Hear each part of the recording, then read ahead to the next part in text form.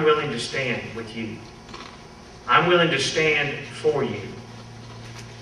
And I want to make you 2 campaign promises, okay? Now, I would be very leery of politicians that'll run down a whole litany of things that they're going to promise you. They can't do it. They can promise you the world, but they're not going to deliver it to you. But I can deliver my 2 campaign promises. Here's the first one. I'll tell you the truth. On any issue that you want to know about, I'll share the truth with you. And my second campaign promise is, I will do everything within my constitutional authority to protect your freedom. Folks, it is at risk today. As we sit in this auditorium, our freedom is at risk. But we have an opportunity, and it's going to take bold, courageous, stand-up leadership to do what I'm talking about doing. And I'm willing to make that stand for you. Now let me prove what I'm saying very quickly. It's important that you know what I have done as a state senator over the last 8 years. I want to prove to you that my words and my deeds directly align with each other. I don't tell you anything if I don't really believe it. What I've done for you as a state senator and for the state of Oklahoma for the last 8 years, let me just kind of run through the litany. First of all, if you believe that Obamacare is unconstitutional, like I believe it's unconstitutional, you'll be happy to know, and I'm sure you'll support legislation that we passed this year. It'll be on the ballot to opt out of Obamacare, to protect your rights to purchase your insurance and your health care wherever you want.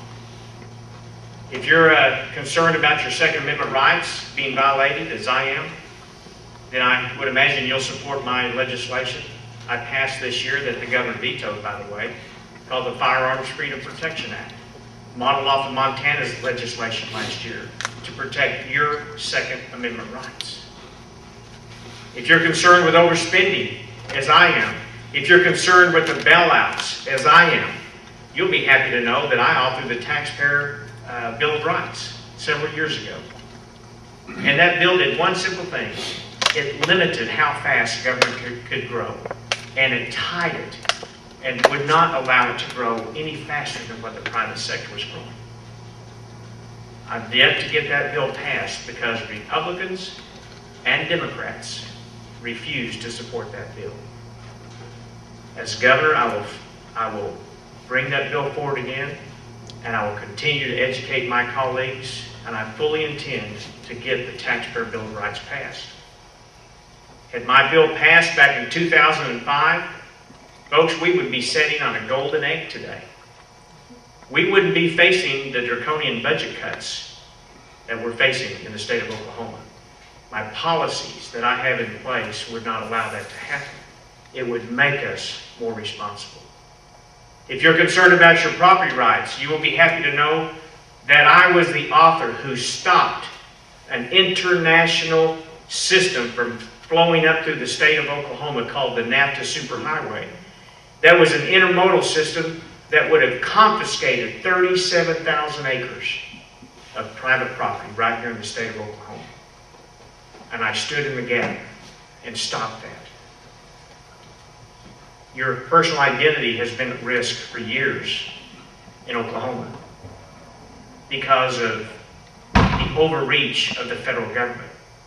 Congress passed an unconstitutional act called the Real ID back in 2005.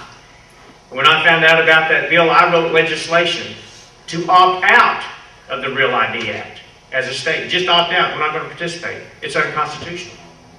It took me 18 months to educate my colleagues. It took me 18 months to lead on this issue. But 3 years ago, we were able to pass that bill. We opted out as a state. And now your personal identity is no longer being shared with Canadian and Mexican law enforcement agencies as it was before. There's still work to do on that. I have yet to be able to stop the collection of your identity. When you go out and get your driver's license, you still have to give your fingerprint and a biometric facial recognition picture is being taken. Under a Brogdon administration, I will continue to lead on this issue and stop your identity from being stolen from you. A clear violation of the Fourth Amendment.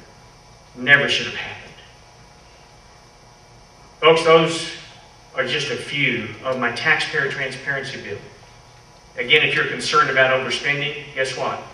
You get to go on to openbooksok.gov now and look at every single dollar that the politicians are taking from your pocket and spending on the things that they want to spend it on.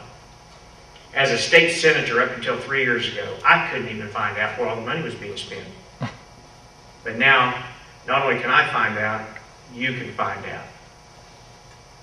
So rather than hiding earmarked spending back behind closed doors, I'm presenting legislation that brings sunshine and openness into state government. This governor's race is about leadership. This governor's race is about standing up and doing the right thing because it's the right thing to do. This governor's race is not about whose turn it is. It's not about who should be. This governor's race is about leading the state of Oklahoma. And I'm willing to do that. And I'm asking you to hire me as your next governor. If you believe like I do in limited government, personal responsibility, and the expansion of freedom, then I'm asking you to join my team in the next 17 days. And together, let's dedicate ourselves to liberty and commit ourselves to pass it down to the next generation. It's our turn, folks. Thank you. God bless you for being here today.